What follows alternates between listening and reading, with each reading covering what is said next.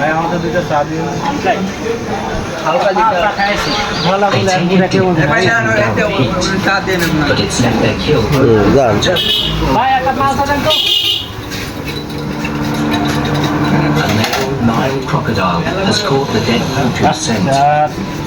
চা খায় নাই গলা বলে And it's easier to steal a meal. দাম কম হ্যাঁ বস ভাই চাতে চিনি কম হয়েছে কেন ভাই